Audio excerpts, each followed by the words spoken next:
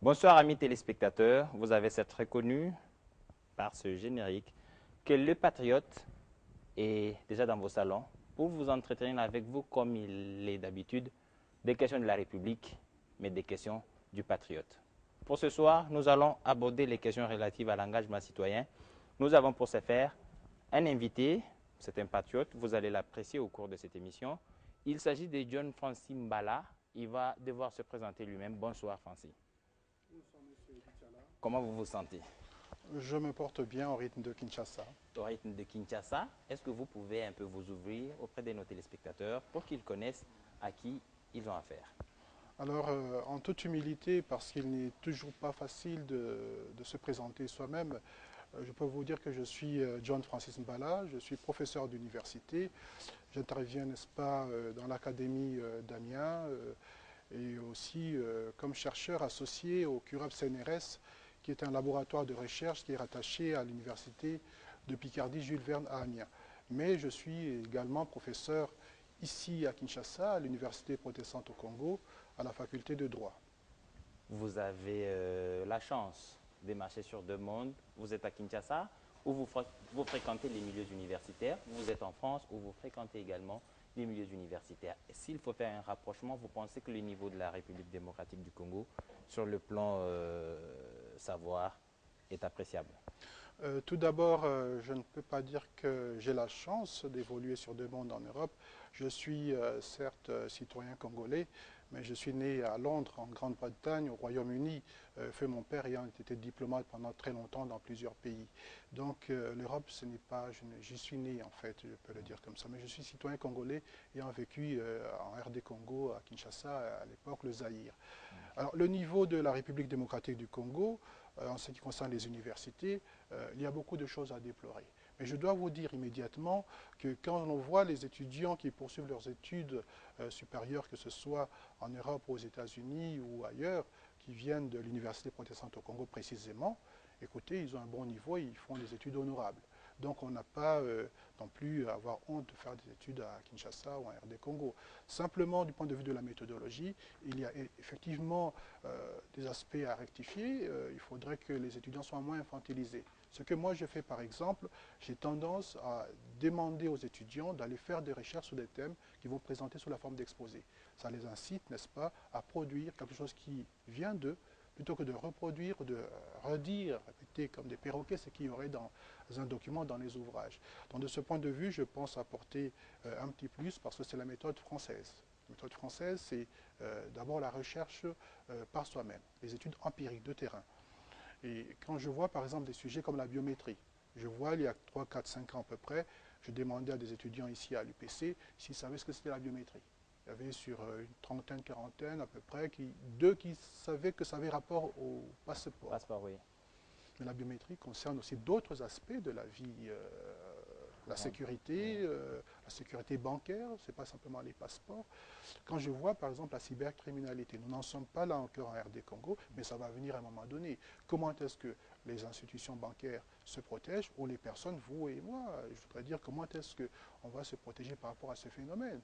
L'usurpation d'identité, tout ce qui a trait, n'est-ce pas, à la criminalité sur le net. Vous voyez? Et donc de ce point de vue, quand on voit l'aspect juridique, on voit que le terrain est au stade embryonnaire. Il y a quelques étudiants qui font des recherches. Il y a un ouvrage, par exemple, de Kojo Ndukuma, que je salue au passage, qui a fait un ouvrage très intéressant sur le cyberdroit, hein, le droit de l'Internet. Et il y a eu une thèse qui a été soutenue récemment aussi à l'université, à l'UNIKIN. Et vous pensez que ça paraît assez curieux de constater que le monde évolue assez rapidement. À Kinshasa, effectivement, il y a des universités qui se chargent de former les Congolais, les responsables de demain, mais il se pose déjà ce problème à cette différence de technologie. Est-ce que vous pensez que la méthode que vous avez adoptée à l'université protestante, qui est celle de permettre aux étudiants de chercher eux-mêmes et de s'auto-former, sous l'encadrement bien entendu des professeurs d'université. Est-ce que cette méthode est applicable en toute la République démocratique du Congo quand nous avons une méthodologie d'enseignement calquée sur le paternalisme belge? Je pense qu'on ne doit pas se départir, n'est-ce pas, de la méthode belge. Le syllabus, etc. C'est bien bûcher un syllabus pour ensuite reproduire devant un enseignant, puis avoir sa note, sa cote, et puis passer en année supérieure. Ce n'est pas plus mal. Mais il faudrait davantage mettre l'accent sur la recherche personnelle, la recherche universitaire dans les bibliothèques, n'est-ce pas, l'entretien de terrain, du point de vue de la méthodologie. Et donc ça dépend des, on va le dire comme ça, des disciplines. En médecine, c'est différent. On ne va pas non plus adopter les méthodes de la faculté de médecine, la faculté de sociologie, etc. Donc ça dépend. Et ça dépend, c'est bien dit d'ailleurs, les sciences exactes ont leur méthode, mais les sciences sociales ont les leurs, bien entendu. Mais Francis Mbala, vous êtes à Kinshasa, congolais comme vous le dites, né à l'étranger, mais vous venez de temps en temps à Kinshasa, vous avez dit vous-même que chaque année vous êtes à Kinshasa. Vous avez suivi avec pertinence le déroulement des élections en République démocratique du Congo, la période trouble qui suivait ces élections, bien entendu. Comment vous avez apprécié cette attitude et ces journées moroses qui nous ont connues après la proclamation des résultats? Tout d'abord, je vis pratiquement en RD Congo, hein, j'y suis quasiment tout le temps, et donc, n'est-ce pas, pour des raisons professionnelles précisément. Sur la période, n'est-ce pas, électorale, sur les enjeux politiques en RD Congo, je dois dire immédiatement que depuis belle lurette, hein, j'interviens comme politologue sur RFI, Radio France Internationale, mais aussi dans différents sites internet comme digitalcongo.net, Africa Time, etc. Et donc les internautes me connaissent plus ou moins. Et donc de ce point de vue, j'ai toujours eu tendance, n'est-ce pas, à donner mon point de vue, du point de vue scientifique, mais à un moment donné, il y a un temps pour être observateur et puis à un moment donné pour être entré dans l'action. Donc j'ai choisi précisément, il y a de cela 5 ou 6 ans, même un peu plus, à entrer au PPRD, dont je suis membre du PPRD. Et depuis, j'ai choisi le candidat Joseph Kabila Kabange aux dernières élections, que je soutiens d'ailleurs depuis très longtemps, n'est-ce pas, parce que je pense que cette question des 5 chantiers ne le concerne pas que lui, mais tous les Congolais, où qu'ils soient, en RDC ou ailleurs.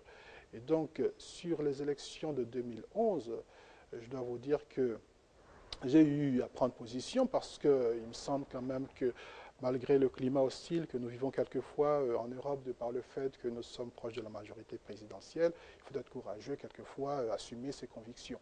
Et moi j'assume le choix de soutenir Joseph Kabila Kabange. Je pense que c'est une fierté de le soutenir. Maintenant, ceux qui ne sont pas d'accord avec nous, je respecte aussi le fait qu'ils puissent choisir d'autres candidats. C'est leur...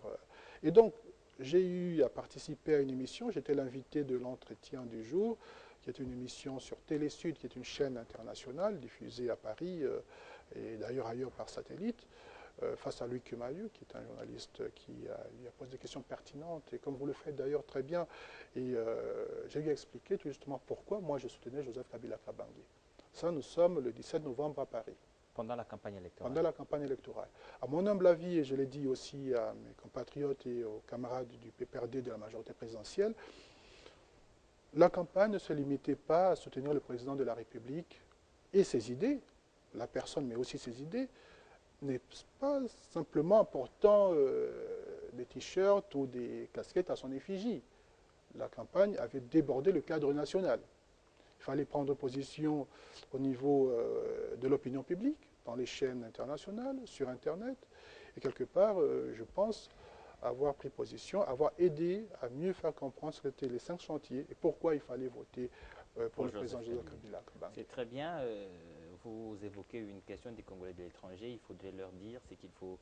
Pourquoi vous choisissez Joseph Kabila et vous, comme vous respectez leur point de vue, il faudrait leur expliquer qu'ils respectent aussi votre point de vue. Mais avant qu'on arrive au comportement des Congolais de l'étranger, est-ce que vous pensez qu'il est facile d'être partisan et de concilier son savoir scientifique, qui est généralement pas comme compromis? Vous pensez qu'il est facile